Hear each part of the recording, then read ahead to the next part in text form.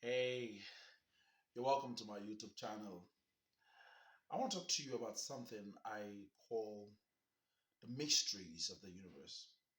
The mystery of the universe, or mysteries of the universe, or you could call it the forces and rules of the universe. These are standard um, mysteries and principles and rules of the universe. So, briefly, we're going to dive into it. There are things that you already know, but I just want to throw more light to all of those. I'll list them out and then we'll start to, you know, dig into them. The first mystery here I'm going to be talking about is death. Death. And the second is life. The third is earth. Then air. Then water. And then fire.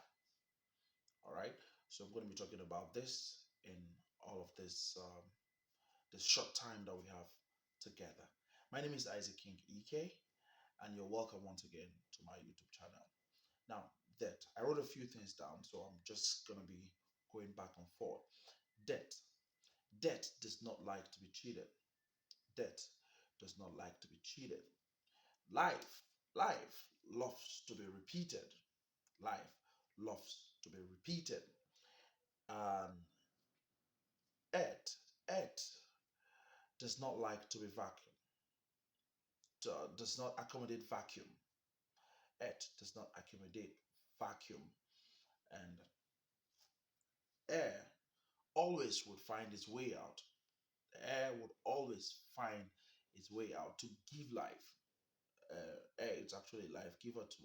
So it would always find a way out to give life. All right. Um, Water would always love to show his ability, his strength. Water would always love to show his strength. Water is that powerful. Fire does not like to be covered. Fire does not like to be covered at all. Does not like to be covered. So I'm going to be um, digging into these things, and I pray it helps someone. Okay, so let's go this. Let's do this. Six forces or rules of the universe you should not break, but you can bend them. You should not break them, but you can bend them. Debt. He comes to collect. So either you're ready or you give a ransom. Debt would always, debt, would always come to collect. And don't forget, debt is an angel too. All right. Some of these things we call spirits and all were created by the Almighty Himself and then represented as angels. You hear some Bible verses where they say the angel of death came and all of that, you know. So he's an angel. So this things that are created, forces that are created by the Almighty, they are represented as angels, have angelic representations to them. Sometimes you desire certain things, you just make demand for the angels that are in charge of those things, and then they come to play. You want healing, you know that there's a Raphael, you know, Raphael was is there, and all of that. You need certain things. You need to go to war. Else of what is what uh, the the Jews call him Alpha and Omega, the Almighty, because he is the king of the army of the host of heaven. So that's what is represented as El Sabaoth. So, but the angel that represents that, it's Michael. That's Michael. All right. In different religious beliefs, you have all of those things represented. Okay. So sorry for digressing that. So debt would always come to collect. Would always come to collect. So either you're ready for it or you have a ransom to give. Ransom to give. Talking about ransom, there's something most people do not understand. Most believers, most Christians, or of Jews, or whatever belief you might not understand this. That Ransom is not, sometimes it's not basically given consciously. Sometimes we don't know. Take for instance, sometimes you lose money. Maybe you're walking on the street and you lose some money. You might not know that sometimes the universe or your angel would do that at ransom for you to gain money. Okay, for instance, you just wake up in the morning and your dog is dead. A healthy dog just dies, or your cat, because those animals mostly are friendly to humans, and then they give themselves most of the time in the way of the angel of death. So many times the angel of death is sent to us, but these animals, they give, the moment they have an attachment to you, they tend to give um, themselves as a ransom for the angel of death, because most of us do a lot of businesses, mix up with a lot of people that wish us death. And then, you know, sometimes you see someone just dies for no reason. You don't know, something has been projected into the atmosphere. So that's um, said. So we continue. Death, still on death. Death, he is also the timekeeper. He's a time collector, he's a timekeeper. And don't forget that every being, I said being, not just humans, has a link to death. In as much as there is life, the opposite of it is death. Those are angels too.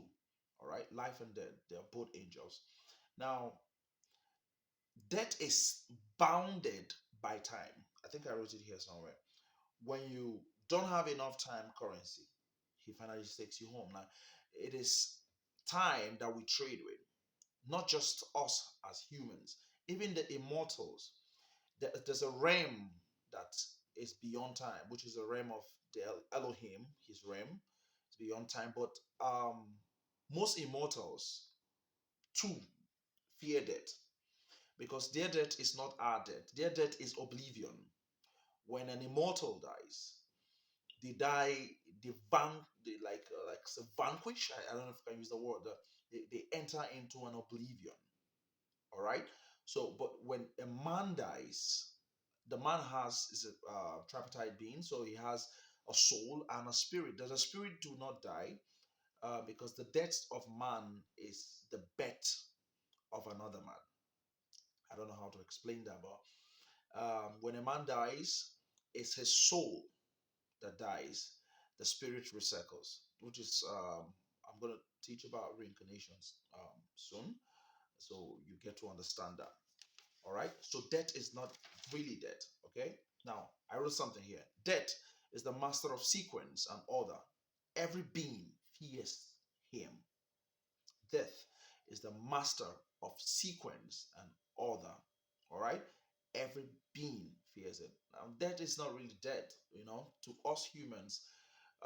So you shouldn't fear that. Death is the soul, perishing for the spirit to move on. All right.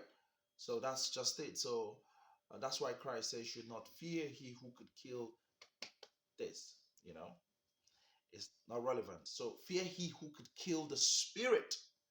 That's why I said, like, even other beings, not humans, fear death still, because their own death is more, grievous. Like, it's more crazy because they go into oblivion, they go into nothingness, and every being is afraid of nothingness. That's why when you hear the scripture says something like the bottomless pit. So it's something that every being would not want to experience. Okay, all right. So let's just move on. Let's move on. Let's move on to life. Life. She always gives room for repetition, opportunity to try again. Life. Uh, Still taking me back to reincarnation. I know a lot of Christians do not believe in reincarnation, but you not believe in reincarnation, I say today, right now, you not believing in reincarnation is just mere ignorance. Because even the scripture, the Bible, believes in reincarnation because there are many, many instances about reincarnation. So I'm going to, when I'm teaching about reincarnation, you will understand better. So the thing is, life, it's a circle that never ends. It's like a ring, it never ends. Now, something happens sometimes. You say, okay, then why do people die? Okay, fine. When people die, it's like the ring is broken and then it starts another circle. The moment that ring is broken, you come out of that ring, all right, to another ring. It's like too many rings inside other rings, lives in lives. Give you an instance. A woman gives birth to another life. Life begots another life. It will never end. It's a cycle that would never end. Okay? So she always loves to repeat it, like recycling. All right? So it finds a way to bet another life. Death is not really death, it's another life after the life you have lived. So even in death, life is bettered, just like the day and the night. All right. Now, all things have life in different dimensions. So, like I've taught one time in my YouTube, I said there's really nothing like living things and non living things. All things are living. It's just depend on the perspective of life that you are looking at. All right. All things have life. Okay, scriptures. I like to refer you to scriptures. You know, he said, when they hear the voice of the Lord, the mountains will skip like ram. Here, only something living can hear. Okay, Jesus, Yeshua HaMashiach said that if you say to this mountain, now speak to the mountain. He was telling them, remember when he cursed the fig tree. Now he cursed the fig tree. The fig tree could, the only way the curse could walk is if the fig tree could hear him. Does that make sense? I believe it does. So all things are living. So it depends on the dimension at which you're seeing life and the dimension at which you're operating from. Now, death to one is life, to another, an endless force, bounded in time loop, is an endless force, bounded in time loop. The birth of all things, the birth of all things as life.